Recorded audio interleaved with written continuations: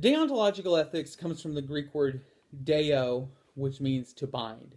And so deontological ethics is all about what you're bound to do, what you're required to do. And what you're bound to do, what you're tied to do, is your duty. And so deontologic or Kantian ethics is all about what your duty is.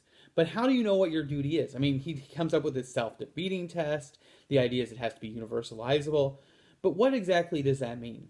For Kant, Kant is saying that there are certain actions that are inherently good or inherently bad.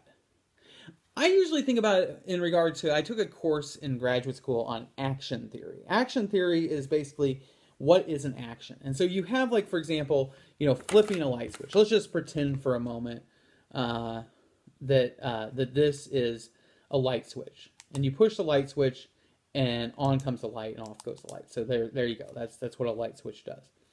Well, when you flip a light switch, there's various actions that go. The very action is you flip the switch.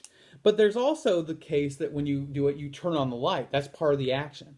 But part of the action also is you bring light to the room. Maybe you bring light to outside the room.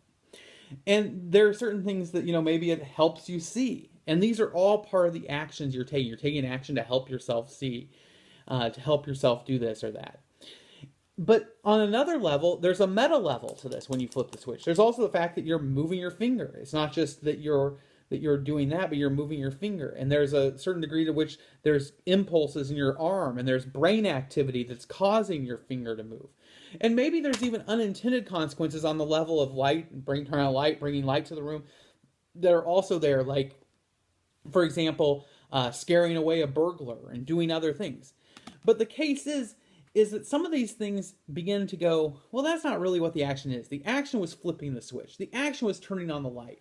Because what if the light doesn't turn on? Does that mean you didn't flip the switch? But no, you didn't turn on the light. What if you scare a burglar but you didn't intend to? How does that get measured out? Well, the idea is that with every action, there are certain parts of it, certain ideas that are part of the action itself.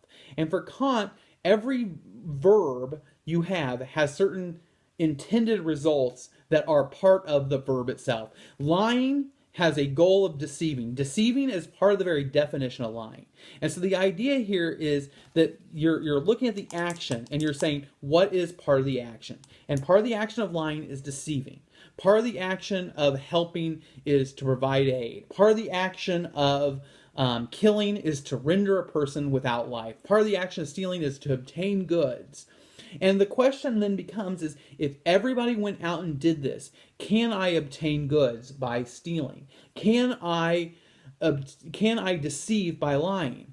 And the case is that when you do this, you have to think about it beyond just the action that's right in front of you, and you have to think about it as you have to think about it beyond the action that's just right in front of you, but you have to think what is inherent within that verb, what is inherent within it.